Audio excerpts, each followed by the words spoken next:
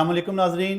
Programme हालात हाज़रा में मैं हूं आपका मेज़बान सुहेल मुग़ल। हमारे साथ मौजूद हैं आज़ाद कश्मीर के सीनियर सहाफ़ी तजिया कार जनाब जावेद इकबाल हाशमी।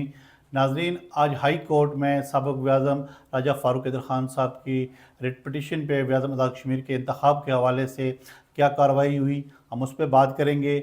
मुस्लिम लीग नून के सदर शाह ग़ुलाम कादर मंगल के रोज़ सबक वज़ीर-ए-आज़म के हमरा एक अहम प्रेस कॉन्फ्रेंस करने जा रहे हैं। उसमें वो क्या मौक़िफ़ इख्तियार करेंगे, हम उस पर बात करेंगे। वज़ीर-ए-आज़म पाकिस्तान की जानिब से जो कमेटी तश्कील दी गई है उसकी आइनी हैसियत क्या है, हम उस पर बात करेंगे। जी जनाब जावेद इकबाल हाशमी साहब, सबसे पहले आज मुझे बताइएगा कि आज हाई कोर्ट में साबिक़ वज़ीर-ए-आज़म राजा फ़ारूक हैदर ख़ान साहब की जो रिट पटिशन थी, जिस पे मार्च में तारीख पड़ी थी, और उसके बाद जो मियाँ आरिफ साहब हैं, जस्टिस मियाँ आरिफ साहब, उनकी रिटायरमेंट के बाद वो बेंच टूट गया था। आज दोबारा उस पर कार्रवाई हुई है। ज़रा हमारे नाज़रीन को आज की हाई कोर्ट में होने वाली कार्रवाई से आगाह कीजिएगा।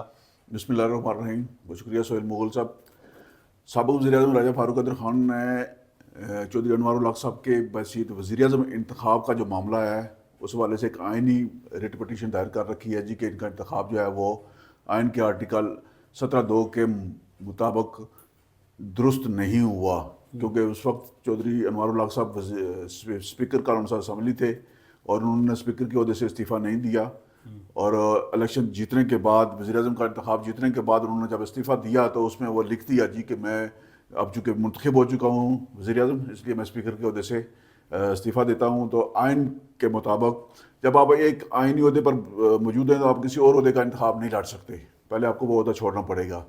तो इस हवाले से जो है ना, इस रिट पटिशन को दायर हुए हुए तकरीबन 4 महीने से ज़ायद का अर्सा गुजर चुका है और हाई कोर्ट ने इसकी समाअत के लिए एक लार्जर बेंच तश्कील दिया था। मियाँ आरिफ साहब, जस्टिस मियाँ आरिफ साहब जो है ना वो इस बेंच के सरबराह थे। तो 20 तारीख को, 20 मार्च को इस केस की जो है ना वो समाअत हुई थी। तो फिर उसके बाद 20 को कोई कार्रवाई नहीं हो सकी थी। 21 की तारीख मुकर्रर की गई थी। 21 को वज़ीर-ए-आज़म साहब की जानिब से वकला पेश हुए और उस जो बेंच के सरबराह थे जस्टिस मियाँ आरिफ साहब ने कहा जी कि आइंदा इस केस की समाअत जो है वो 7 अप्रैल को होगी और फाइल मुकम्मल हो गई है और अब इस केस की जो है ना वो लार्जर बेंच समाअत करेगा। चूँकि मियाँ साहब 31 मार्च को रिटायर हो चुके हैं और अब आज जो समाअत होनी थी वो बेंच की अदम मौजूदगी के बायस वो नहीं हो सकी, लेकिन इस केस की तारीख समाअत आइंदा 15 अप्रैल को मुकर्रर कर दी गई है। चूँकि चीफ जस्टिस हाई कोर्ट जो हैं वो आज मौजूद नहीं थे, वो कोटली के दौरे पर हैं और फ़ारूक हैदर साहब की जानिब से उनके वकला ने दरख्वास्त भी दायर कर दिया जी कि ये फौरी नोयत का मामला है, आइनी मामला है और इसकी फौरी समाअत होनी चाहिए और फौरी लार्जर बेंच तश्कील दिया जाए। और हमारी इतलात के मुताबिक जो है ना वो बेंच चीफ जस्टिस साहब के साथ मुशावरत की गई है, उन्हें इस दरख्वास्त के बारे में आगाह किया गया है और ये बेंच जो है ना आइंदा तारीख समाअत से पहले इम्कान है जी कि ये बेंच मुकम्मल हो जाएगा और 15 अप्रैल को इसकी समाअत होगी। अच्छा हाशमी साहब, ये बताइएगा कि आज़ाद कश्मीर के सियासी हलकों में ये बात गश्त चल रही थी कि रमज़ान के महीने में वज़ीर-ए-आज़म आज़ाद कश्मीर जो रात के पिछले पैर साबिक़ वज़ीर-ए-आज़म राजा फ़ारूक हैदर ख़ान साहब के घर गए थे, शनीद थी, इतलात थी कि शायद कुछ मामलात मैनेज हो गए, शायद साबिक़ वज़ीर-ए-आज़म अब शायद इस केस को परसू नहीं करेंगे। आज जब वो दोबारा हाई कोर्ट में उन्होंने रुजू किया है, क्या समझते हैं वो तासर ज़ाहिल हो गया है? देखिए, फ़ारूक हैदर साहब की जो दरख्वास्त है वो खालिस्तान आइन की तशरीह के हवाले से है। अदालत ने जायज़ा लेना है कि वज़ीर-ए-आज़म का इंतखाब आइन के आर्टिकल 17(2) के मुताबिक हुआ या नहीं हुआ। तो ये दरख्वास्त जो है ना वो उन्होंने एक सियासी शख्सियत के तौर पर बैसित मेंबर असम्बली दायर की हुई है।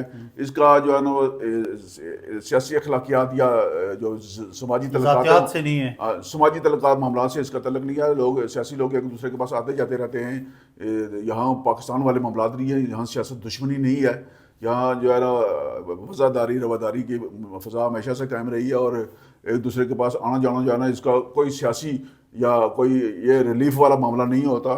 फ़ारूक हैदर साहब के रवैये में अभी तक कोई लचक या कोई तब्दीली नहीं देखी गई है और अगर ये अदालत इस मामले में को उन्होंने कहा हुआ है फ़ारूक हैदर साहब ने कि अदालत इसको दुरुस्त करार देती है तो हम इस फैसले को तस्लीम करेंगे।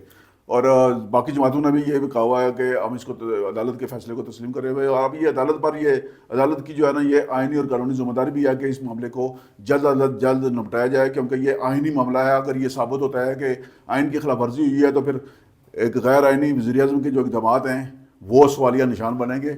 इसलिए अदालत पर भी ये قانونی ذمہ داری برتی جا رہی ہے جی کہ اس کیس کو جلد از جلد یکسو کیا جائے۔ ہاشمی صاحب آگے بڑھتے ہیں، یہ بتائیے گا کہ وزیر اعظم آزاد کشمیر چودھری انوار الحق کی سپریم کورٹ آزاد کشمیر میں آمد ہوئی ہے، وہاں پہ انہوں نے اسلامی نظریاتی کونسل کے اجلاس میں بھی شرکت کی ہے، یہ جو ان کی آمد ہوئی ہے تھوڑا سا ہمیں اس کا حوال بتائیے گا، دوسرا یہ بتائیے گا اس اجلاس میں کیا فیصلے ہوئے ہیں؟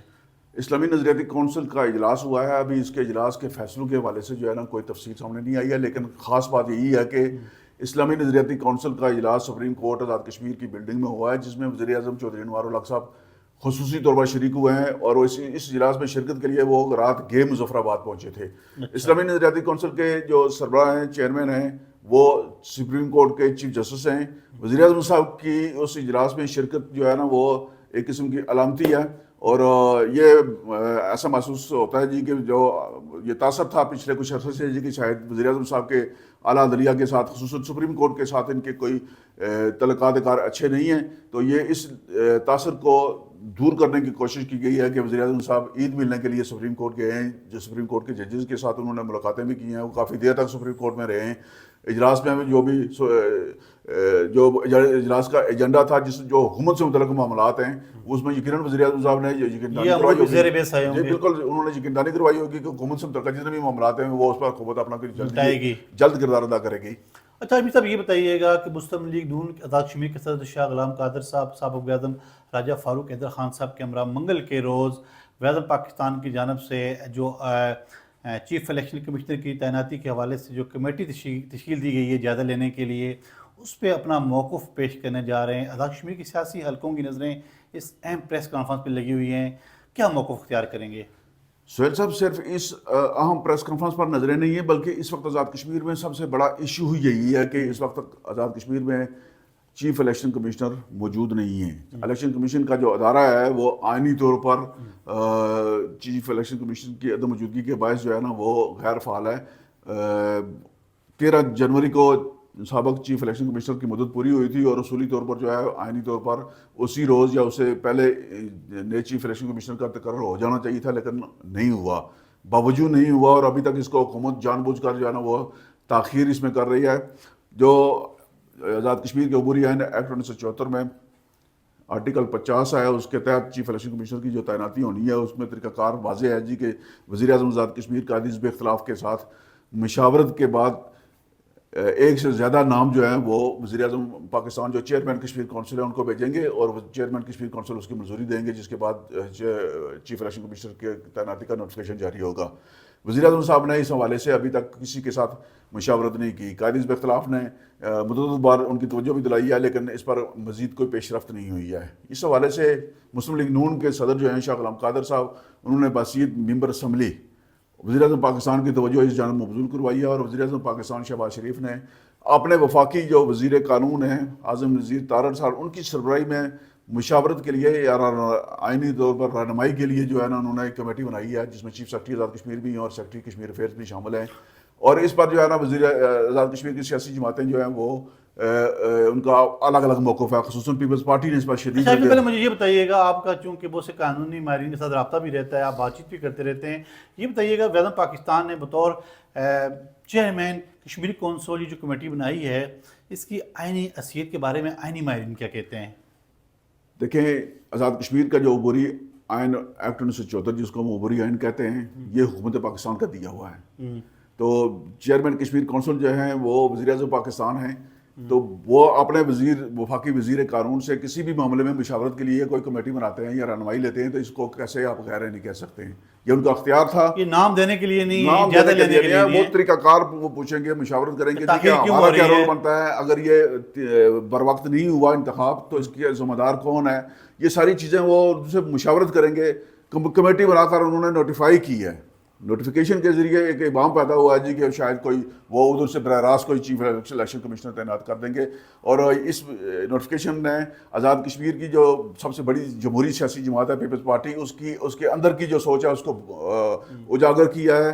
یہ جس دن یہ نوٹیفکیشن ہوا اس دن پیپلز پارٹی کی قیادت لاڑکانہ میں موجود تھی اور لاڑکانہ میں بغیر نوٹیفکیشن دیکھے مرکزی قیادت کو یہ بتایا گیا جی کہ آزاد کشمیر میں ایسا ہونے جا رہا ہے اور یہ فوری طور پر ریئیکشن دے دیا گیا جی کہ ہم یہ غیر آئینی اقدام نہیں ہونے دیں گے. یہ مفروضے کی بنیاد پر ہے. مجھے یہ بتائیے گا ہاشمی صاحب، پیپلز پارٹی ایک بڑی جماعت ہے اور حکومت کے اندر ایک بڑا رول ہے ان کا.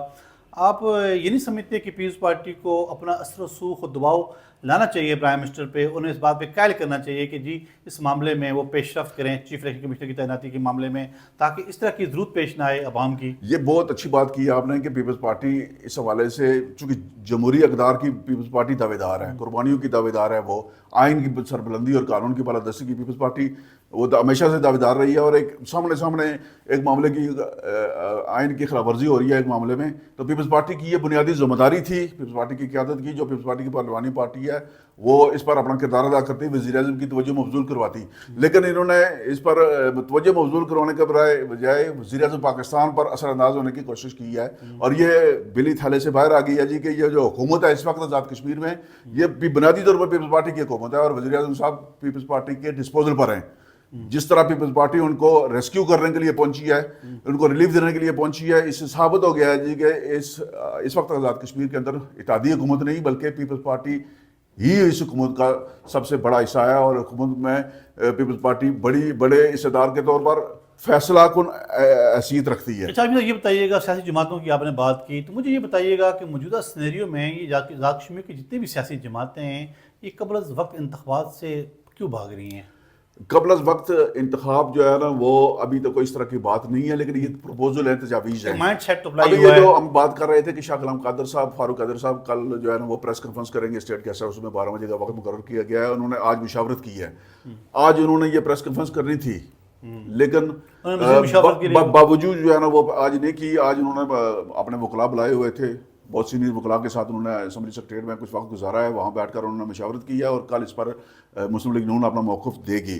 اور مسلم لیگ نون کا موقف یقیناً آئین کی بالادستی کے حوالے سے ہی ہوگا اور الیکشن کمیشن کی جو تشکیل ہونی ہے، تعیناتی ہونی ہے، جو اس حوالے سے رکاوٹ کیا ہے. حکومت کو اپنی پوزیشن کلیئر کرنی چاہیے کہ کیوں حکومت اس وقت تک چیف الیکشن کمشنر اور سینئر ممبر کی تعیناتی نہیں کر رہی ہے. جب یہ شاہ غلام قادر صاحب اور فاروق قادر صاحب پریس کانفرنس کریں گے تو اس کے بعد یقیناً حکومت اپنی پوزیشن واضح کرے گی اور ہو سکتا ہے کہ کوئی متفقہ یا مشترکہ سمری بھی تیار کرنے کی کوشش کی جائے. لیکن اس وقت تک چیف الیکشن کمشنر کی عدم تعیناتی نہ ہونا سر عام جو ہے نا وہ بظاہر ایسا لگتا ہے جی کہ آئین کی خلاف ورزی ہو رہی ہے. اور اگر جب آزاد کشمیر حکومت آئین کی خلاف ورزی کی مرتکب ہو رہی ہے تو پھر اس کے بعد حکومت پاکستان کا کردار بنتا ہے کہ وہ آزاد کشمیر میں آئین کی خلاف ورزی کا نوٹس لیں اور اس پر جو ان کا اختیار بنتا ہے اس پر وہ اپنا اختیار. اچھا ہاشمی صاحب شارٹلی بتائیے گا، آخری سوال ہے کہ حکومت اور بلدیاتی نمائندگان کے درمیان یہ بتائیے گا کن امور پہ مفاہمت ہوئی ہے اور کن امور پہ، کن نکات پہ انہوں نے اتفاق کیا ہے؟ بلدیاتی نمائندگان کے حوالے سے بات کرنے سے پہلے ہمارا ایک نقطہ باقی رہ گیا ہے جس پر ہم نے بات کرنی ہے کہ سیاسی جماعتیں الیکشن میں جانے سے کیوں گھبرا رہی ہیں.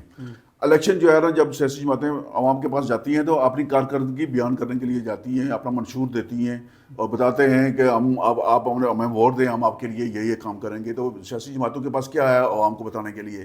کیا کیا انہوں نے حکومت؟ اس حکومت کے پاس جو حکومت میں شامل جماعتیں ہیں بشمول مسلم لیگ نون، بشمول پاکستان پیپلز پارٹی، یہ بڑی دو جماعتیں ہیں اور جو تحریک انصاف کے منرفین ہیں ان کی تو کوئی جماعت نہیں ہے. لیکن کسی ممبر اسمبلی کے پاس لوگوں کو دکھانے کے لیے، عوام کی توجہ حاصل کرنے کے لیے، بتانے کے لیے کچھ بھی نہیں ہے.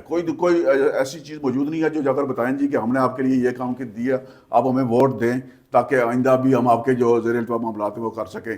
بلدیاتی نمائندگان کے ساتھ جو ہے نا وہ کوئی فنڈز کی تقسیم پر کوئی فارمولہ طے ہوا ہے ہماری اطلاعات کے مطابق، اور کل اس پر بھی اور بلدیاتی نمائندگان کی رابطہ کمیٹی کا اجلاس ہے جس میں حکومت کے ساتھ طے پانے والی جو مفاہمتی نکات ہیں ان پر مشاورت ہوگی. ابھی اگر بلدیاتی نمائندگان کی اکثریت نے وہ قبول کیا تو پھر اس پر جو ہے بات آگے بڑھے گی.